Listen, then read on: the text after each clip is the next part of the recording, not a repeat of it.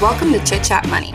On this show, hosts Ryan Henderson and Brett Schaefer interview industry experts and riff on the world of investing. As a quick reminder, Chit Chat Money is a CCM Media Group podcast. Ryan and Brett are also general partners at Arch Capital, and Arch Capital may have positions in the securities discussed in this podcast. Anything discussed on Chit Chat Money by Ryan or Brett or any other podcast guests is not formal advice or recommendation. Now please enjoy this episode. Welcome into Chit Chat Money. My name is Brett Schaefer, and I'm joined by my co-host, Ryan Henderson. Today is our monthly deep dive into a holding of the Arch Capital Limited Partnership, a fund we run for outside investors. If you listen to this episode and have more interest in what the fund is about, check out our website link in the show notes or email us at our email that is also in the show notes as well. I would also be remiss not to say, check out any disclosures, because when we do these episodes, we want to be a bit cautious and to say that we're not pitching the stock, we're analyzing it. And when we go through these episodes, at the time of recording, the company, if we're doing this format, is going to be something we owned. But if you're listening to this in the future, it might not be something we own in the future. We could either buy or sell it. Something could go wrong. So please do not take this as a buy recommendation. Today, we are covering the conglomerate Nelnet. But first, today's episode is brought to you by Stratosphere.io, our investing home screen for fundamental research. Ditch the buggy and inaccurate legacy providers like Yahoo Finance and make Stratosphere your investing platform for tracking your portfolio and researching stocks. With its SEC file aggregation, historical charting tools, and unique KPIs, Stratosphere saves us hours of time and frustration every month as we manage our portfolio. Try Stratosphere out for free by going to stratosphere.io. That is stratosphere.io. We have a very, I want to say, a great chart that they have on their platform that we're going to be using for Nelnet today. For any video watchers on either YouTube or Spotify, we'll be sharing the screen to kind of illuminate that. And then also, along with these episodes, we post a newsletter. That chart will be in there as well. And that newsletter is free. So Ryan, we're talking Nelnet. Anything before we get into the question and answer where we interview basically ourselves on these episodes? Yeah, I would just express that, well, I guess we should mention that this is the end of our financials month. So the way we try to do things is we do not so deep dives for the first couple. Basically, we have 3 different industries each quarter, one industry for each month. And this month was the financials industry. And then we wrap it up with something that we try to tie into one of our Arch Capital holdings. And so Nelnet is in a lot of ways a financials business. And so we do that. But I do want to express that, like Brett said, we are shareholders in the companies we discuss, at least at the time of discussion. It really is not like a you should buy this now pitch. It's more of a explaining, and it's kind of an exercise for ourselves too, because we can kind of figure out if maybe we're missing anything. Explaining why we own something, how we look at a business that we know a little more thoroughly, because we do get some complaints that with the not so deep dives, they're not as thorough. Which is why we changed it to the not so deep dive name instead of deep dives. But these are things we have a better understanding of. So we do want to give kind of a grasp or maybe highlight our actual knowledge on some things we actually own. Is that a good way to describe it? Yes. Although you were, you're not pitching the show very well by saying that we don't cover things thoroughly. We do cover very thoroughly, I should say. Yeah, it's just, I would say that's not so deep dives are kind of the top of the funnel in terms of like, that's our first sort of start in terms of research, as opposed to finished product where it's typically something we've owned for a while. That is correct. Yeah, we do know we can speak on Nelnet for a long time, and we will. I guess the first question, I'll just go right into it. It's really directed towards me. What is Nelnet? Nelnet is a diversified holding company that began operations about 4 decades ago in the student loan business. Today, and I think some of the listeners might groan at this because a lot of companies pitch this as what they are. It has turned itself into what we would describe as a baby Berkshire Hathaway. Yes, I know. I can feel the groans from all the listeners around the world, but we think, for reasons we'll talk throughout this episode, they are the one true successor to Buffett and Berkshire Hathaway. It even has its headquarters based in Nebraska, in Lincoln, not Omaha, although that's not too relevant, really. Since Nelnet's business is essentially, and this is how I describe it, not from their perspective, but from my perspective, is invest money and earn a good return on it. There is not much to cover in the about us page, but we're going to go through each segment or each relevant segment in detail later in this episode. However, I think for context, an important, just for the culture of the company and kind of their philosophy for capital allocation and really building a durable business, here are 6 attributes that Chairman Michael Dunlap, who is also the founder, has been there for a long time, but recently changed from the CEO to more of a chairman role, says he has 6 attributes that make up the Nelnet DNA from his 2022 annual letter, which you can find on their IR page. 1, long-term perspective. 2, moats, so searching for businesses that they can build with a competitive advantage. 3, discounted cash flow, which they describe as basically focusing on the free cash flow that'll be generated over the life of an asset, discounted to today. 4, opportunistic and contrarian, looking for businesses out of favor with the market versus current market, quote unquote, darlings. They're not looking for greater fools. They're not looking for anything else. They buy businesses to hold and grow over time. 5, diversification. And 6, debt. They call it a double-edged sword. They like to take advantage of debt, which we'll talk about during this episode, but they also want to use debt prudently, which I think I wouldn't call them a debt savant, but they're very, very good at it. Wouldn't you say, Ryan? That's a big positive for this company. They have a huge track record.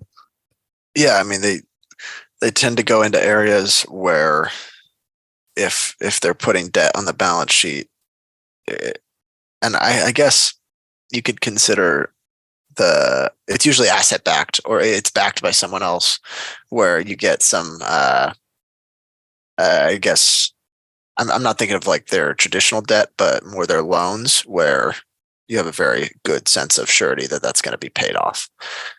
Yeah, and also the securitization stuff, they're hedging with interest rates, all that good stuff. Now, Ryan, as we get into the business, after this section, we're going to go into all the different segments of Nelnet because it can be confusing the first time you look at it. But first, give any historic or important context for this business that listeners should know. Yeah, for those that know the business already or have some sort of a footing on what Nelnet does, this segment is going to describe the loan book and kind of how they got into the position that they're in today. And then we'll talk about where they're redeploying capital. But for those that don't know a little bit about Nelnet, they are very discreet. They don't, they try to keep things under wraps, don't want a whole lot of public attention. They don't have quarterly conference calls. They really just do an annual letter and then kind of your basic SEC filings. So I tried to procure kind of as much historical information as I could, but it is difficult and there might be some gaps. So if you're a real Nelnet expert or you know the management team or anything like that, I might be missing some stuff. But I think it's actually, for historical context, I think it's worth going all the way back to 1965 before the idea of Nelnet even really existed. So in 1965, that was the year that the government rolled out the Federal Family Education Loan Program. It's often abbreviated as FFELP, which stated that all new loans from banks or private lenders would be federally guaranteed. I believe, and it's gone through a number of different iterations the program has in terms of how much is guaranteed, whether it's just the principal is guaranteed, how much of the interest is guaranteed or the accrued interest is guaranteed. And so, like I said, number of revisions. However, it ultimately culminated in more people going to college and more institutions willing to lend money to students. And one of those institutions ended up being what we now know as Nelnet. And so Nelnet itself was started by Michael Dunlap and Steve Butterfield in 1996. Butterfield has now passed. He passed away in 2018. Sounds like he was a very he left his stamp on the culture there at Nelnet. But when the company was founded, I believe Butterfield was about 43 years old. He had spent 15 years in investment banking, and Dunlap was about 10 years younger than Butterfield, I think. Like I said, hard to procure a whole lot of information. And Dunlap was actually a director at Farmers and Merchants Savings Bank in Iowa. I'm not sure how the two got acquainted. I know that Dunlap was a native Nebraskan, attended the University of Nebraska. Butterfield, on the other hand, went to Arizona State. I'm not sure where he got his ties to Nebraska, but they ended up settling in Lincoln. And the original genesis for the business is that after they founded Nelnet, they, I believe, acquired a student loan servicing. Well, at first they acquired a student loan originator, and then that was in 1998. And then in 2000, they acquired a student loan servicing company, which I'll talk about what that is in a little bit. And the intention was that they were going to vertically integrate kind of those two functions, where they're not just the originator or the funder of the loans, but they're also doing the servicing aspect. And so that's really where they kind of got their start, or their differentiation was in that they were able to kind of manage or control the whole process. In 2003, they took the business public. It was a pretty hot IPO. They raised $164 million. At the time, Nelnet had $10 billion in loans on its books, and that was increasing pretty quickly every year. However, as a lot of people now know, in 2008 and 2009, many lenders began to pull back on their student lending as a result of the credit crisis. They were just kind of reluctant to lend in pretty much all capacities. So instead, it was the government that had to step in and really start funding a lot of those. That was kind of the direct loan program. That kind of, or eventually spurred the action of the Obama administration to just completely disband the FFELP altogether and take all public education college lending, I know at least college lending, in-house. So no longer could the private institutions lend under the FFELP program. At the time, Nelnet had $25 billion in student loans on its balance sheet. And so those loans have since been slowly paid back ever since. And there's they acquire some of the, like, other companies have a portfolio of FFELP loans that they will purchase, and typically they'll merge those into their own servicing. And I'm not sure exactly why the companies choose to sell them, but basically Nelnet thinks it hits their hurdle rate, and so they'll buy them. But basically, this is a slowly melting ice cube. If you've heard that expression with Nelnet, it only sits at about $14 billion in remaining loan value.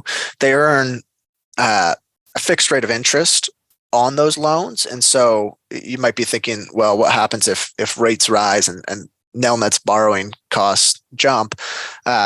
This is where Nelnet has basically telegraphed or staged out a number of interest rate swaps that they've got now in place, so that they always have that interest spread or that net interest margin, basically. And they've done a really good job managing those, and that allows them to continue generating cash even in a higher interest rate environment.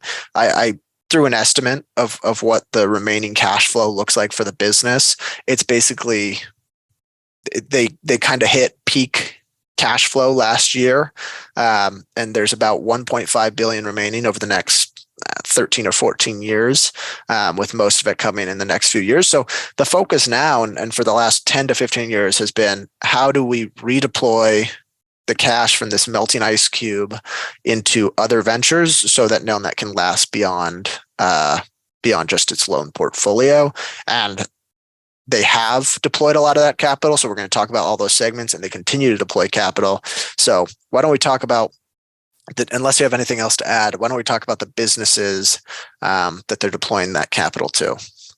I think, just to be clear, when Ryan said estimates, he means the company's own estimates, not ours. So they are the ones that have the insight into this loan book. We're not making any of the estimates here. This is their cash flow projection on the current payback rate of student loans, which can, we might talk about that in the risk section, plus where interest rates are with their hedges, all that good stuff. It can change a bit, but it's very, very predictable. And yeah, check out that chart in the newsletter. But yes, I'll talk about the first one, which is Nelnet Business Services, which we might refer to, since it's a very bland name, as the software and payment processing division for the education market. So this is Nelnet's largest wholly owned business.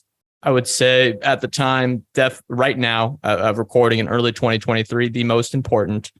NBS is a suite of software and payment tools for K through 12 and higher education institutions, mainly in the United States. It aims to offer a holistic solution for administration departments at schools. The most important segment within NBS is called FACS, all caps, which serves 11,000 schools in the K through 12 private and faith-based markets. So think Catholic schools, stuff like that, where people are paying tuition when they're not going to college. And I'll add in here, there are a lot of different, I think there was like 12 or 13 total businesses. They may have rearranged them in some way in total in the Nelnet Business Services. But for that fax segment, they used to service, I think I was looking at the 2009 letter, and they were servicing just over 4,000 schools. So they've really grown in terms of school adoption for that service. Yep. And they've acquired companies and kind of merged all of it into fax. Right now, the segment, well, let's talk about what they do. They offer like tuition management stuff, administration workflow, enrollment stuff, education development. It's really the software as a service tool for the administration department at schools where people are paying tuition. And I don't know if they're the sole leader in that, but they're one of the leading companies within that space. It's not a huge space, but if we look at the segment, at least for fax, last year, the segment did $244 million in revenue, up from $188 million in 2021. Typically, we would not expect it to grow that quickly. It's been a slower grower than that. But in 2021, there were some pauses, with the pandemic disruptions. They're a little bit lenient on stuff like that. The other segments include NBS International, which is kind of just the fax stuff international. They have a little bit of exposure in Southeast Asia, and they're also trying to push a bit in Australia, although right now, from a revenue perspective, it's not very big. They have campus commerce, which is college. That's a sizable one. They have the payment processing division, which is kind of just on top of everything. And then they have a tiny segment about community engagement, which is almost like a charity. It's irrelevant. But altogether, the NBS, or the Education Plus Payment Processing Division, generated $408 million in revenue in 2022 and $74 million in operating income. I'm actually going to share my screen to show the chart of the long-term growth in the operating income for that division. We see here this green one in the middle. I'll describe it here. In 2016, the division generated $34.7 million in operating income. So let's say $35 million, and it's grown every year except 2018. And last year, 2022, the division generated $74 million in operating income, and that the operating income is compounded at a 13.5% rate since 2016. So pretty impressive long-term results. And it's a high margin business. It's very sticky. There's a quote here from do I have it in here? Yes, I do. So here's a quote from the 2022 annual letter to shareholders. Fax continues to create consistent cash flow for the division while investing in new products and associates to further enhance the value we provide to our school customers. We strive to elevate the education experience for our schools, teachers, students, and families. Our customer retention rate has consistently been over 98%, illustrating our service commitment to our customers. I think there was a lot of kind of ESG, whatever there, praising all their stakeholders. But I think the two most important things from an investor perspective are, one, the 98% customer retention, and two, the fact that that division generates a lot of cash flow, but they are investing in new products to grow and to hopefully grow their operating income over time. Overall, we think, I would say, and Ryan, I'm guessing you kind of agree with me because it's kind of a rough number. We estimate, the operating income NBS could generate before reinvesting for growth is probably $100 million a year, if not higher. And that's a number they could spit out year after year after year, given that gross retention rate from their customers. Anything to add there, Ryan, before we move to Nelnet Diversified Services? No, I think it's just, they've owned these businesses or these different software solutions for a long time, and they've continued to grow and they've continued to expand the schools that they service. I think it's a durable, profitable software business that's run really well. And if it were on its own, I think it would command a pretty high valuation. But that's, we are shareholders, so I guess it's our potentially biased opinion.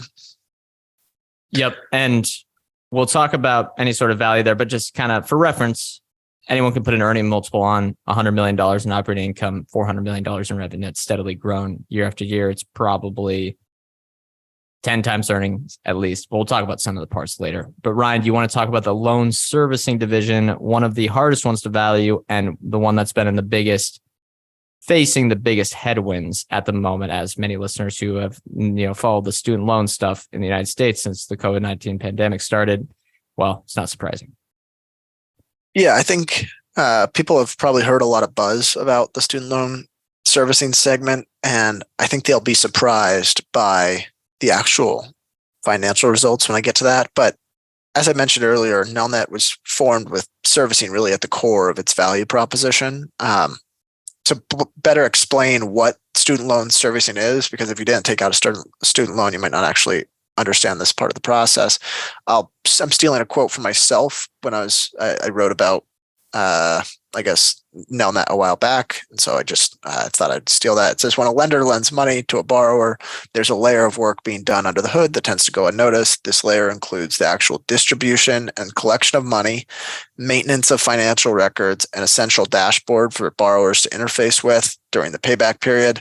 There's other things that go on as well. They describe it in the 10K, but that really encompasses, I think, the loan servicing segment.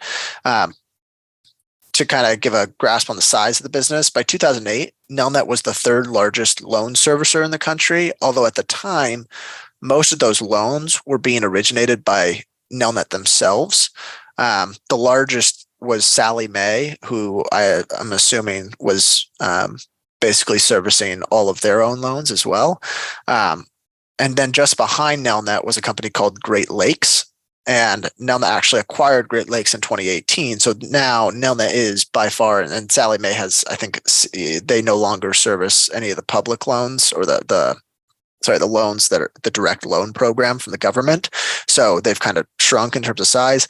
The estimate is that Nelnet has about 40% share of the student loan servicing market. That's now in combination with the Great Lakes, which is the largest by far. And then in terms of compensation, Nelnet receives monthly fees based on the number of unique borrowers that they service. I think it also has to do with the total dollar volume being processed. But the biggest customer by far is the federal government. For reference, 15.8. So Nelnet serviced 17.6 million borrowers in 2022. 15.8 million of those were coming from the direct lending program from the government. So that is the giant customer. That's what this business is largely dependent on. However, when the CARES Act was enacted in, I think it was March of 2020, all student loan payments were paused. And loans basically went into this forbearance period. And it's since been extended a number of times in under both administrations. And so it's kind of left Nelnet's loan servicing business in this in-between period where it has to stay staffed in case the loans start to get paid back.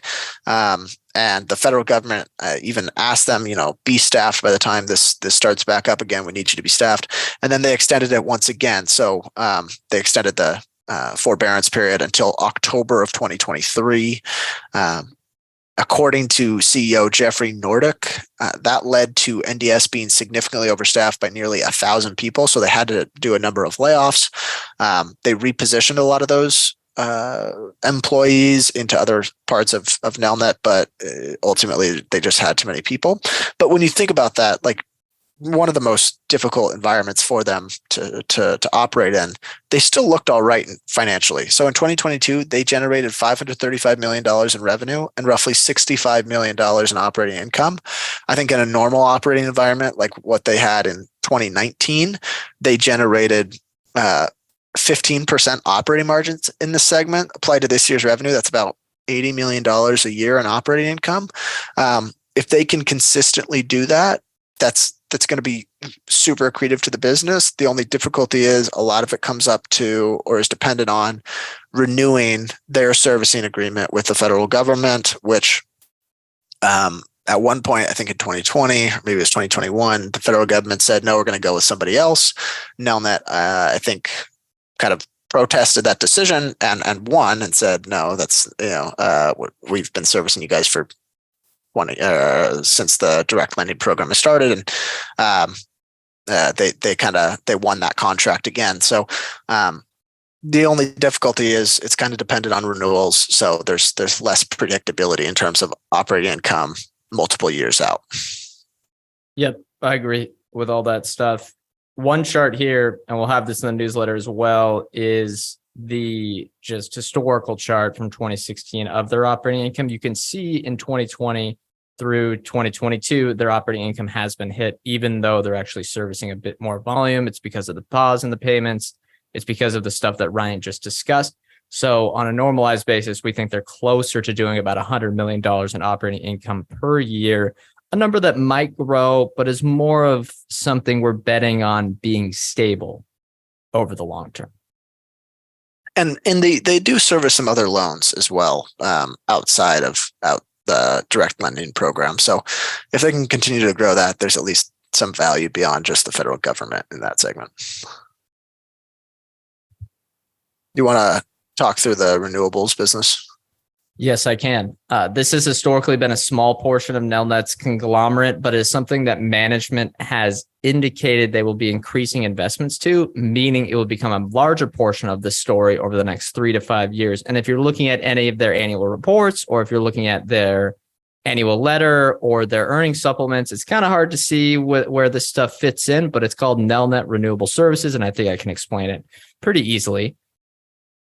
A lot of the cash flow, and I think it's also important because a lot of the cash flow from the student loan melting ice cube is going to be redistributed to this division. So it's important for us to analyze what kind of returns they can get and how confident they are in it. So Nelnet Renewable Services is a tax equity investor in solar energy partnerships. You might be confused what that means, but simply this means Nelnet, along with its co-investors, invest money to develop solar energy projects around the country. And then in return, the company gets cash flow from these projects plus tax equity credits, which equal to about 26% to 30% of the project cost, according to management. Nelnet can use this to offset its total bill as a conglomerate to the U.S. Treasury. It's very similar to how Berkshire Hathaway Energy acts. In total, Nelnet has invested about $176 billion in these tax equity projects, plus manages $102 million in outside investor capital. So for the size of this business, versus their student loan book, it's not very big today. According to the shareholder letter, the company has $194 million in committed capital from outside investors waiting to get deployed. However, what gets us excited about the solar division and the growth of it over the next 3 to 5 years is its acquisition of GRNE Solar, which was made in 2022 for $34 million. They own 80% of the entity today. GRNE Solar is a contracting company that builds solar projects for other people, and now on a consolidated basis for these Nelnet Renewable Services projects, they're vertically integrating into this. I would say it's just like, but similar to how things have worked with the student loan servicing and the student loan originating projects. I have a quote here that's going to be in the newsletter that goes into depth on how all these things work. But GRNE, as they talk about, it gives them technical know-how, talented workforce, and different revenue streams for this expanding renewable energy business. They provide, how would I say it? You get a better chunk of the solar project when they vertically integrate, and these assets that GRNE builds for electric utilities or to sell to the electric utilities or to contract for other people can generate a profit for up to 40 years. So you invest a lot of money up front, you get to realize tax losses, but you can get cash flow for years and years and years. That is very, very steady. Ryan, you have something to add? I also think it's one of the unlocks here with the acquisition, and it's similar to the servicing acquisition when they started kind of in the 1998 timeframe, is that you mentioned that capital is not an issue here. They have a lot of money that they want to put to work in the segment, both from their own student loan portfolio or their own loan runoff, but also the 194 million in committed capital waiting to get deployed. This allows them to not have to be dependent on investing, waiting for other companies to add more staff, develop more projects, or start more projects that can be invested in, that kind of thing. This allows them to basically do it themselves. As long as they have the capital, they can go out and they can expand at kind of at will. Right? Am I thinking about that right? That is correct. Yep. And it's early days because they just made this acquisition. So we'll see how quick they do it. But there are a few things we really like about the new Nelnet Renewable Energy Services. First, the company is now vertically integrated, which is giving it an advantage over competitors. They have competitors within the construction space.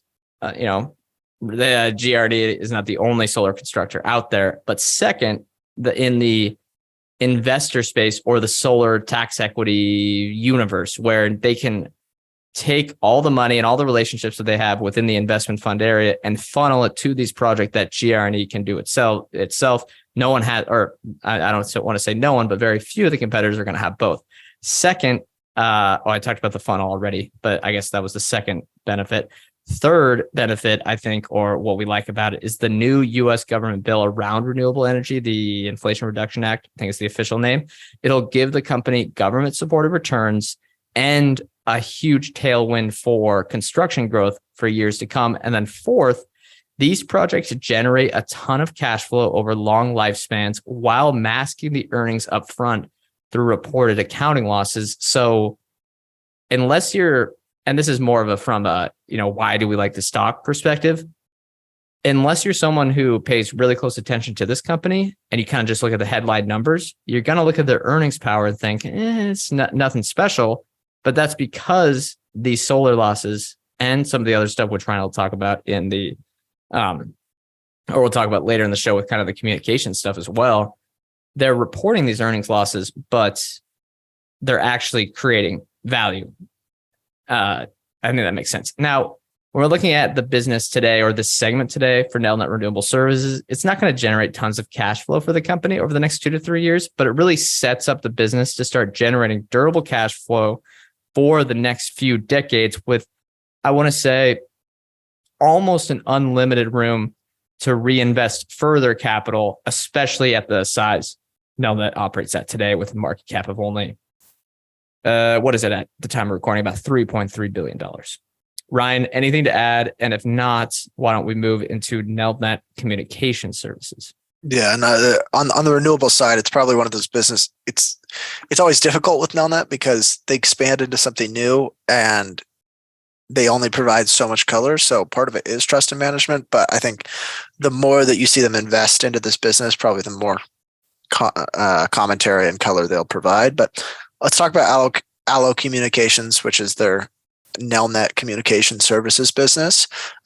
Today, it's only a 45% stake in Allo Communications. They owned, I think it was, if not all, the majority of it for a while, since from like 2015 to 2021. 2020. However, during 2020, they sold 48% of the business to, I think it was called like NDS Capital or something like that, for $197 million, which kind of, I guess it gave a valuation on what they think on what others think the business is worth. But the business is fairly straightforward. Allo feeds broadband internet to communities in Nebraska, Colorado, and Arizona.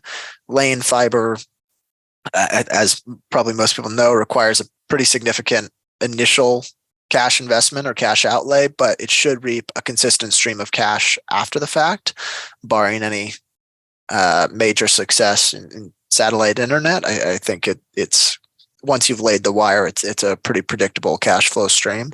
And anyways, this basically today they have the ability to service or already serve an estimated 410,000 households. They've invested a lot of money into this business. They were able to monetize some of that by selling the stake, and also now have kind of a partner in terms of CapEx to invest into Allo as well. I guess other parts that are worth noting. It seems like demand for Allo's internet services is really strong. It's once again, you're kind of leaning on management to see what they say here, since it's a non-controlling stake now. But this year, Jeffrey Nordick mentioned that really the biggest difficulty for them right now is hiring. They have a lot of demand. They couldn't fill the roles because of what he called the Great Resignation. However, he said as the economy kind of worsened throughout the year, they were able to fill those roles pretty quickly, and they've since kind of passed that hurdle. It's a little difficult to value the business now.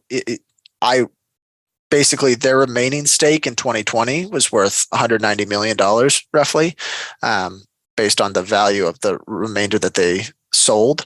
But it's probably worth more given that it's expanded a lot since. And it's kind of complex, but it looks like their ownership is mostly through preferred shares that pays out Nelnet an interest rate of 6.25% and could jump to 10% theoretically down the road. So they earn some interest on this, but they're also plowing capital into the business. But it's just another one of the opportunities where, as long as you're staffed, it's kind of an endless area to basically deploy your capital. And there's just a really kind of greenfield market here to continue to lay fiber. Obviously competitive, but a big market to potentially sell to. Yeah, and just for reference, they have 131,000 lines, which means customers that are currently paying them. That, according to the 2022 annual letter, is growing each year. So that's what Ryan means by growth, although they don't give any revenue numbers, they don't give any earnings numbers to us anymore. All right. Should we talk Nelnet Bank? Yeah, sounds good. So Nelnet Bank, and for any listeners, this might seem a bit confusing. I would recommend reading the shareholder letter from Nelnet. They have a good chart on where all their capital has been outlaid over the years. And also take a look at our newsletter. We'll have some charts to outline the size of each one of these businesses, because going over it in audio format can be great, but they do have about 6 or 7 important segments that can be kind of hard to juggle in your head. And one of them that has been growing quickly is Nelnet Bank, that I'm very excited about. So Nelnet Bank was given a charter to operate by the FDIC in early 2020 and was formally launched in November 2020. So a little over 2 years at this point.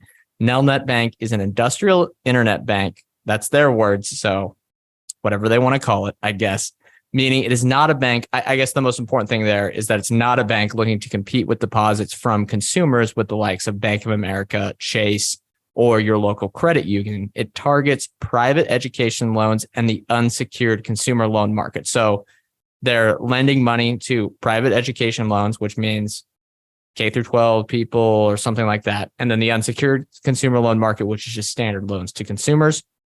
The education loans are very straightforward and will be easy to attach, I think, to Nelnet's already established network in the education industry. They have relationships with, I think, if I'm remembering correctly, 11,000 schools, right, Ryan? So that's pretty great distribution to grow up a lending business. And the consumer loans, they are still in their infancy, but it looks like the company aims to go slow here. Here's a quote from the 10K that I'll include in the newsletter as well. Nelnet Bank plans to begin offering unsecured consumer loans, primarily refinance loans, in 2023 for consumers to consolidate credit card and other general purpose debt, as well as financing home improvements. So TBD on that part. They haven't really started that yet, but hopefully they go slow because, as we know, fast-growing financials are not the best. We want them to steadily grow here. At the end of 2022, the bank's loan portfolio was valued at about $420 million. They had $790 million in deposits and $900 million in assets. Only 2 years after launch, the bank generated $13 million in net income after provisions for loan losses, which is up from $5.4 million a year ago. They are getting hurt a bit from the demand side with rising interest rates, but their net interest income has exploded because of it, which is great. And as they scale, hopefully that can really, really scale up as well, along with their total asset base. We're not going to pretend, both of us, that we're not going to pretend to be bank analysts. We're not. banking analysts. We're not experts on banks, but we trust a company like Nelnet that has decades of experience lending to consumers, specifically in the education market, with fantastic long-term results to do well with a banking charter. We will be tracking really deposits, loan portfolio growth, and then net interest income over the next few years to see how large this unit can become for Nelnet. I think, and maybe Ryan, I would like your input here, but I think you'll probably agree with me because we both talk about this business a lot. There's an easy path to $100 million in net income generated each year from Nelnet Bank, possibly within the next 5 years.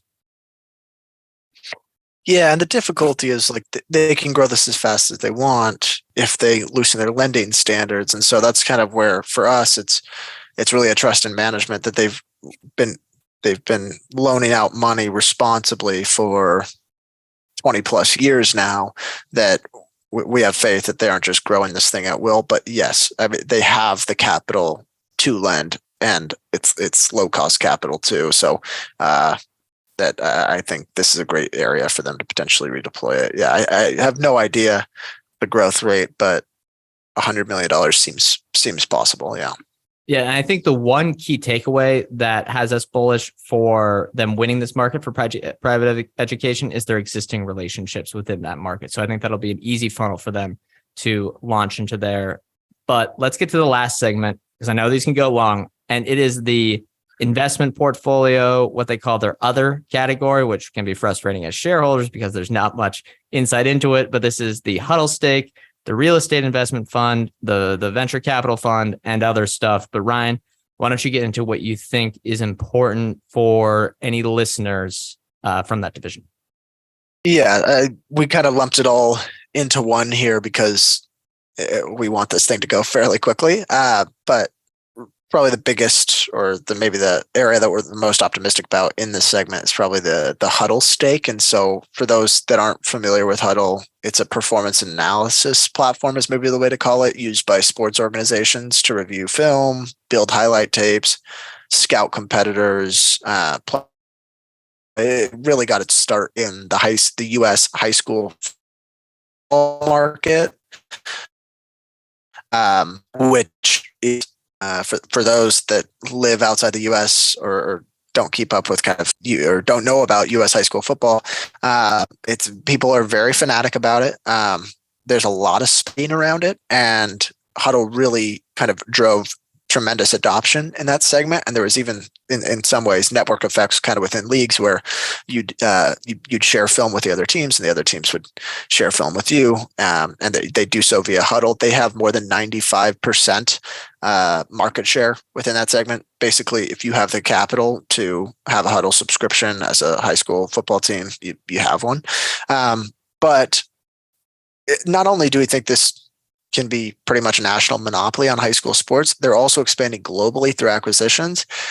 Like other segments, it's difficult to get all the color on the business. They haven't given a revenue stat because this business is also still private, but they've acquired 12 other companies in total. Y-Scout is one. This is an Italian-based scouting platform that works with professional soccer or football teams, as they say abroad. I have family that works in sort of the professional soccer realm, and they use this platform on really a daily basis. And it's I think Y-Scout is very popular if you speak to anyone kind of within that professional football, professional soccer industry. The other one is Crossover. This used to be a college, and I think even professional in some use cases, basketball video analysis platform. It doesn't exist anymore. They've now integrated the customers into Huddle. I tried to look it up, but yeah, they just rolled those customers and the crossover and the basketball specific functionality into the Huddle platform. Third one here is Blue Frame Technology. So this allows sports teams to monetize and enhance their game live streams. So Huddle has gone around basically at a bunch of different high schools, set up cameras to live stream games. And then if you want to watch a high school football game, you can log on to different internet live streams. Blue Frame basically allows them to either have broadcast level graphics and kind of add that to their stream, or they can make the games pay-per-view. It should pair really well with Huddle's basically physical footprint that they've installed across a bunch of high schools. The other ones here are Real Track Systems. This is more of a video performance and GPS sensor data tracking platform.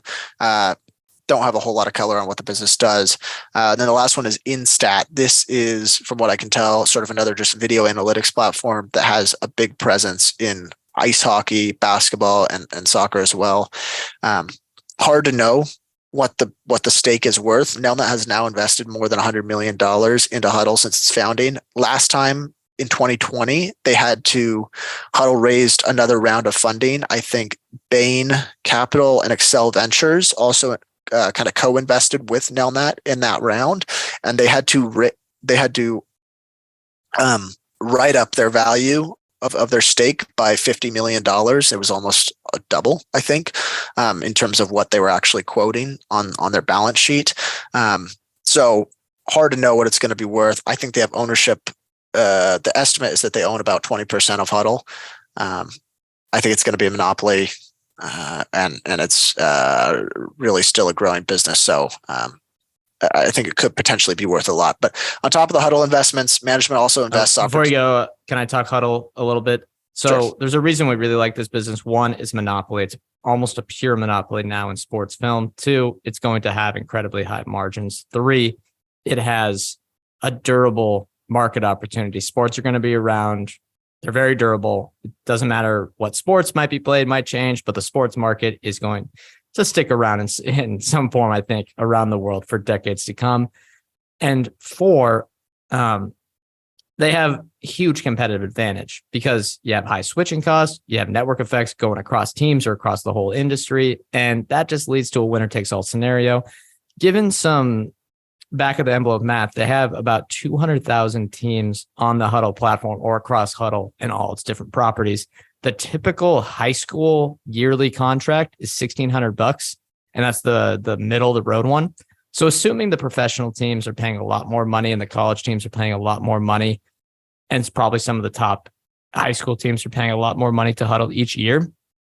I think if you do a rough $2,000, say ARPU per team each year, that's $400 million in annual revenue. A company like this would probably get valued at about 5 times to 8 times sales, depending on what their margin profile is, which, to be fair, we do not know. And Nelnet owns 20% of it. So do the math there. I think a conservative, or maybe not conservative, but a good bet is that their stake is worth about $500 million, if not more. Yeah, I agree. And I'll talk a little bit about it in a later segment too. Just on top of the Huddle investments, they invest in real estate. They also basically have a VC arm. The VC bets are fairly standard. I think they've invested across like more than 80 different companies. And with a focus on the Midwest, where they think they have an advantage. Yeah, and then they basically have that at a carrying value of $250 million, but more than half that is Huddle. So the remainder are just a bunch of smaller companies that potentially have upside. And then within the real estate portfolio, they have 31 real estate investments currently, and they're typically invested in commercial properties, which they said are all either multi-dwelling units or storage facilities. They made sure to emphasize that these are not commercial offices in big cities. They kind of had some choice words for what might happen in that market, but seems like kind of a potential area for them to continue to deploy capital that is maybe less susceptible to cyclicality if it's like storage facilities and multi-dwelling units. So I like that. It's still a small segment of their overall business though.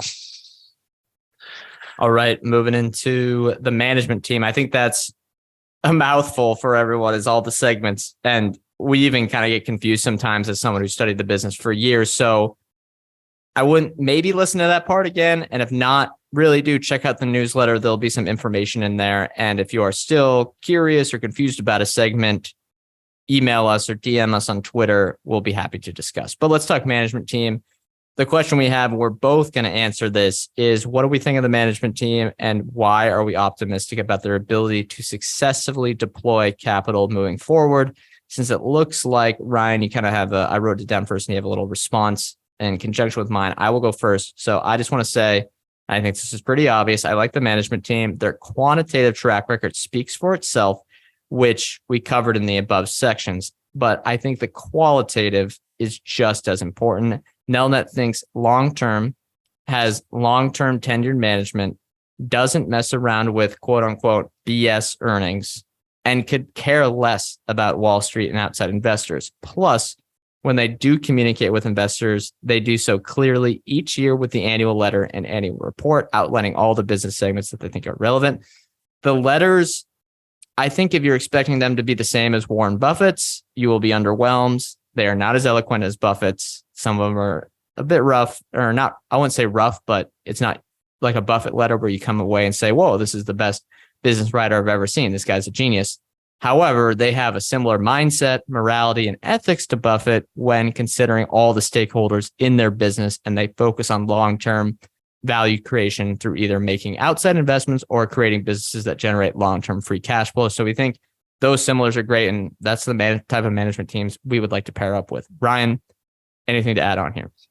Well, I'm not sure we've actually mentioned the statistic, but the management has compounded their book value per share at north of I think around 17% over the last, 18, 19 years now. And then it's at roughly more than, I think roughly 20% over the last 20 years. Yeah. Brett's pulling up the chart here. Since December of 2000, book value per share for this business has compounded at 21% a year.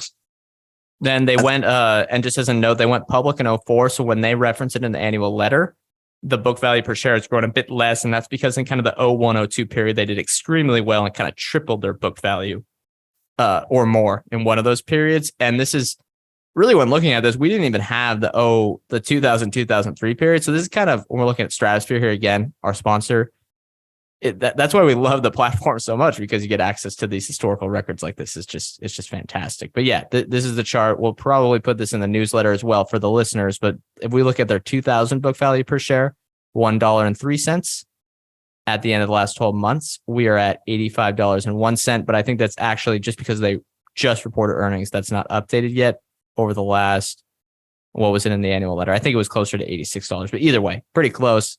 Fantastic record of growing that book value per share. Yeah.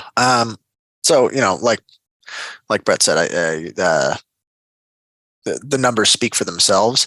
I trust the management team. I think I've owned it. We've now owned the business long enough to know that when they say that their GAAP financials understate their true earnings power or earnings potential, I believe it. It also gives me some confidence to know that Michael Dunlap, who is probably one of the primary capital allocators of the business, he's the chairman, he's not the CEO, but I think he kind of allocates capital in conjunction with the CEO, Jeffrey Nordick. He owns 42% of the shares outstanding since he's the founder, and he's not just dumping shares. He has a very high vested interest in this business succeeding over the long run. Jeffrey Nordick, even though he's a new CEO, not a founder, owns $50 million worth of stock, which, unless he came from a very rich background, I'm assuming that's a big chunk of his net worth. So I think they both are well incentivized to create value for shareholders in the long run. On top of it, I'm going to share this quote from their shareholder letter that I think encapsulates management's philosophy pretty well. Mike Dunlap says, "Our goal is for each Nelnet shareholder to record a gain or loss in market value proportional to the gain or loss in per share fundamental or intrinsic value recorded by the company. To achieve this goal, we strive to maintain a one-to-one relationship between the company's fundamental value and market value. As that implies, we would rather see Nelnet's stock price at a fair level than an artificial level. There are very few CEOs, managers, business owners that are willing to talk like that and willing to keep their stock price valued fairly as opposed to excessively, because they know it benefits them long term. So that's a real positive in my mind. On the deploying capital part, what gives me confidence that they can do so successfully from here, because that's really what you're investing in.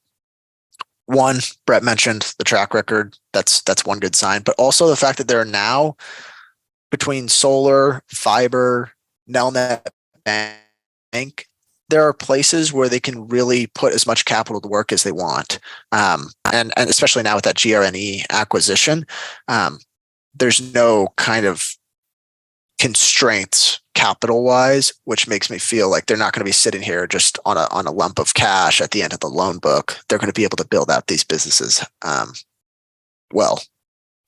Yeah, and what's interesting is they're still seeing opportunities within. It's hard to read from this. So if we look at their capital deployment chart, which we'll have in the annual, in our newsletter, which they put in their annual letter each year, they have for the last few years, they have their private and consumer loan acquisitions net of financing. And last year they found opportunities to deploy $269 million just within that division. And over the last 10 years have invested over $1 billion into that. So I like that as well, where even though some of the FFLP loans are rolling off, they're still finding some of those existing loans out there and other loans that pass their hurdle rate, which again, it's risky. From our perspective, it's always risky to, invest in someone who's lending money to other people, especially unsecured stuff. But with their track record and their conservative nature and ethics, I guess we would describe it, where we really have to trust them from that point. This is a management team I'd probably put above a lot of others when investing in a lender. The other thing I'll add here is they're kind of, maybe last year might have been their peak in terms of cash flow runoff from the loan portfolio, but they're still going to receive a decent amount of cash over the next year or two. And they have some cash just sitting on the balance sheet right at a time when asset prices are coming down across the board. I like that combination because they have really good capital allocation track record, and them being able to put more capital to work in this environment means probably better returns for shareholders over the long run. Yeah, and I would bet that, I think not to, we'll get to some negatives because as people, we own this, we are optimistic. Please take that with a grain of salt. We are biased. But over the last few years, they've made some decisions, or they've launched some products at the absolute perfect timing. First, the bank. They launched that when interest rates finally start coming off of zero. They start putting in these hedging on their interest rate swaps, or they increase their exposure to that. We're not going to pretend to be experts on that, but they talk about this in the 2022 letter. When interest rates start increasing at the fastest rate in history, which is the biggest risk for their FFLELP portfolio, they put on these hedges to reduce that exposure and mitigate any of the losses they would have had on that variable spread. Third, they buy the GRNE solar company right when the government passes the Inflation Reduction Act. I just think they're you take those three decisions into account, they are very, very intelligent. The last thing I'll say, because I know we've gone long, and we have two more questions to hit, but the businesses they own have been really resilient. That moat that they talked about, they've held up well, aside from the loan servicing, which is still done fairly well, being affected by the federal government's actions. All these other businesses they're not struggling in sort of this recessionary environment. They're not seeing all these like customers trickle away. They still have really high retention, especially within that education payments section. Huddle, I imagine, is quite resilient. I don't think high schools will stop spending money on their football programs. Especially the big ones. Same with professional sports teams. Yeah, those are Huddle's moneymakers, the real top tier teams. Yeah, and I'm probably missing some, but fiber internet, maybe there's some cyclicality, but the demand doesn't seem to be a problem for them. That's utility. And then a lot of the other stuff is government backed, where they love stuff that is backed by the government. I think, well, maybe this will translate into the segments we're most optimistic about. The similarities, at first glance, you might not think the solar energy stuff and the old student loan stuff had any sort of similarities. But when you look at the philosophies where, one, they're tax advantaged, two, they are supported by the government, and three, You invest a bunch of money up front and generate a steady return over multiple decades. They are extremely similar. So I guess let's move into that next segment. What are we most optimistic about? I think over the next 5 years, I'm most optimistic about the growth of Nelnet Renewable Energy Services. We talked about the stuff in there. I'm also very optimistic about the bank, but I'd be concerned if they really grew this quickly. It's not going to become relevant for at least 5 years. But speaking on Nelnet Renewable Services, the Inflation Reduction Act should provide a nice tailwind to new project development, and the company now has a competitive advantage that we talked about with the GRNE acquisition. I wouldn't be surprised if they could deploy billions with a B of capital into solar development over the next 5 to 7 years, earning steady cash flow for decades into the future on these upfront investments. And it's not going to be much. I mean, it's not going to be much more than $1 billion because just given the size of this business, but the way they're talking about it, the acquisition they made, there is a huge opportunity here. And I'm just very excited that it's not going to look good on the GAAP accounting numbers, but it's almost, given the pure utility nature of these projects, they're almost guaranteed returns. Yeah, I agree. I think it's probably the segment I'm most optimistic about them to continuing to deploy capital. The bank too, but like we said, we talked to John Maxfield earlier this month. Banks can grow they have to govern their own growth, and so growing too fast is sometimes more of a red flag than a good sign. So I would maybe just have caution there, I guess, but they've lent responsibly for a long time. So that gives me some sense of security. The other segment that I would just say I'm the most optimistic about is that huddle business. I know they don't own this outright, but I can truly see this being the global leader in sports analysis. They already have more than 200,000 teams across 40 different sports. It already is almost pretty close to it. It's already above 200,000 teams. Yeah. No, I'm saying pretty close to the leader, or the monopoly global leader. Yeah, that's pretty close too. 200,000 teams, 40 different sports, 150 different countries. To get a sense of the size here, we mentioned 200,000 teams. We mentioned that their bread and butter is in the high school football market. There are, according to maxpreps.com, reportedly only 16,000 high school football teams in the US. So that means they are having success across other sports. I mean, a majority of their customers are across other sports. And so I know for sure they do well in high school football, but that gives me a sense that they're doing well beyond that. They're also seem to be pretty reluctant to mark up the value of their Huddle stake, which tells me that it's worth a lot more than they hold it on the balance sheet. I think Brett's math is probably generally correct of this business being worth a lot more, potentially $500 million in revenue or something like that for the overall business, which kind of you can put everyone can throw their own assumptions in there. But my base case here is that Nelnet is very conservative with their valuation. Yep. And they're not going to write it up unless they have to, which on the flip side can be a bit frustrating. But for a company that buys back their own stock, we're not too concerned. I think you just got to be patient. So, this question's for me, Ryan. I'll let you ask it. Yeah, let's talk through the valuation because this is a business that's hard to value. How do we think about it?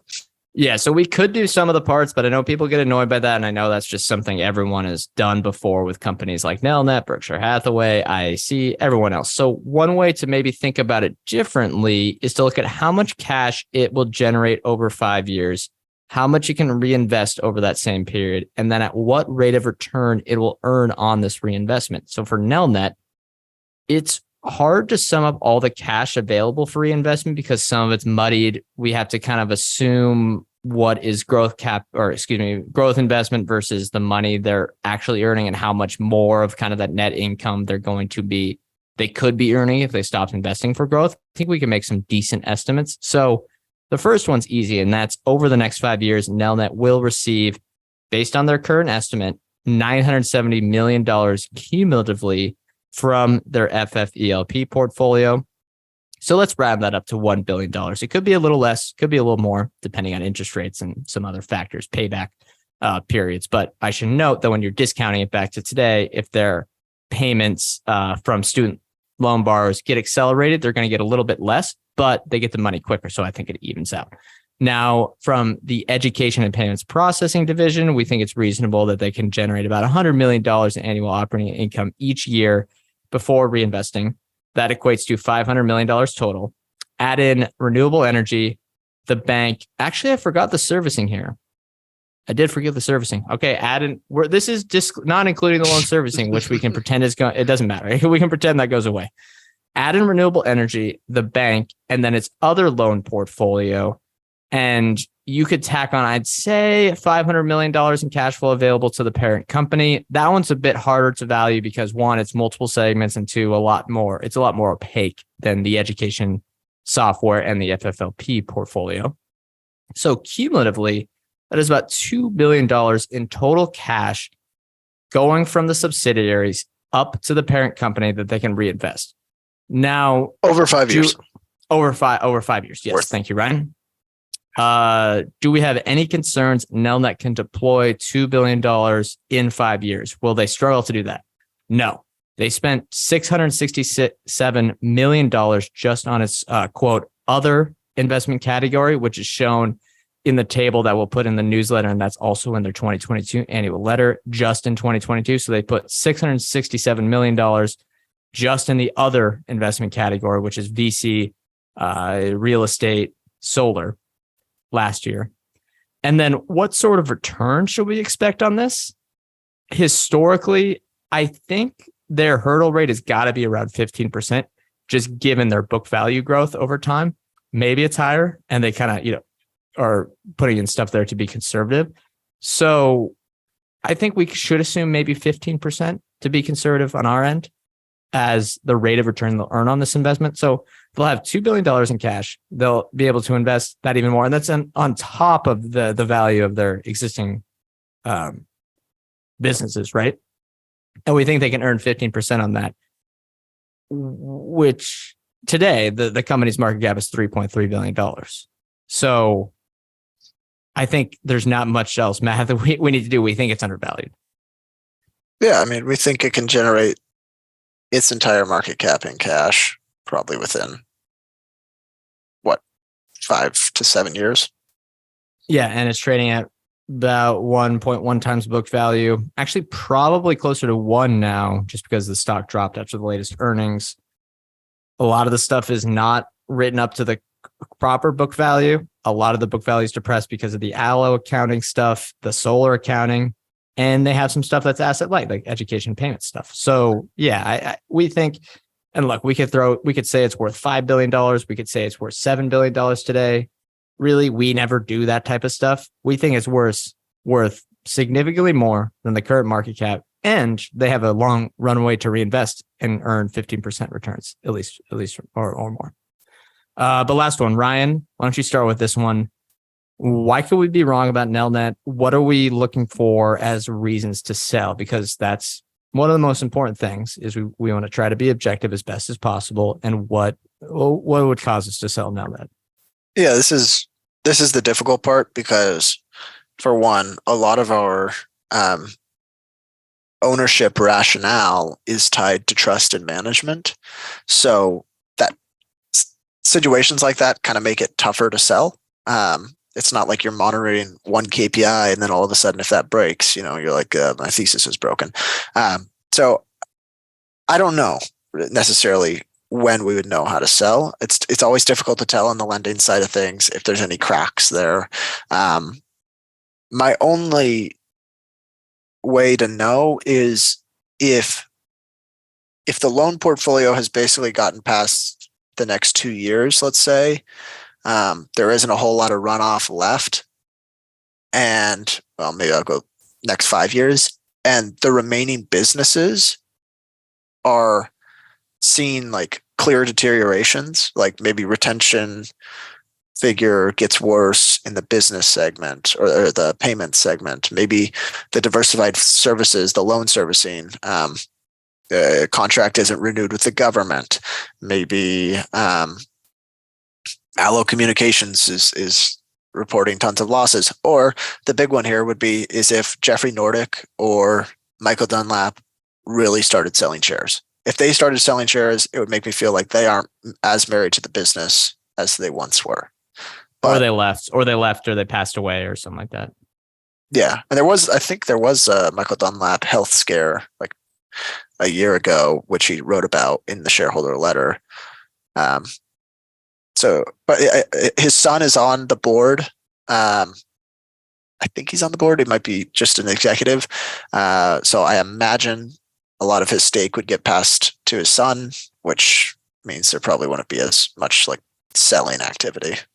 Yep. And remember that Dunlap is the chairman now. For any listeners, Nordec is the CEO. So they've established a culture, and it's really not just Nordec. They have a lot of different people there that we believe that they've established a good culture. Let's wrap things up. The only concern I have with Nelnet is that they're making loans, and there's always level of risk there, and we don't know if they're making terrible loans today.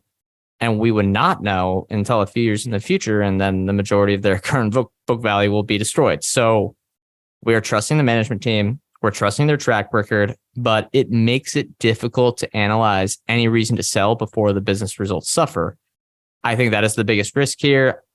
Besides that, the stock feels undervalued, and that's why we own shares. So anything else before we close out? Yeah, go ahead, Ryan. They continue to reduce shares outstanding, and they have a dividend yield. We didn't talk about the dividend yield. They give a certain they consistently give back money to shareholders at a healthy amount. Yep. And since 2016, share count has gone down by 2% per year as a reference for shareholders. So nice little cherry on top. Okay. Do you have the current dividend yields? I do not. I think they pay 26 cents a quarter. So stock price $90. I mean, it's like 1%, a little bit more than 1%, but they grow their dividend pretty consistently. It's not I would be look, they have plenty of reinvestment opportunities. It's not a huge part of the deal here. But let's wrap things up. Or you have something, Ryan? I was just going to say, I think a lot of that dividend was from Butterfield. Butterfield apparently loved the dividend. Oh, really? Yeah. And so there has been less of a point of emphasis, I think, since he hasn't been around. His wife owns a huge chunk of the business now.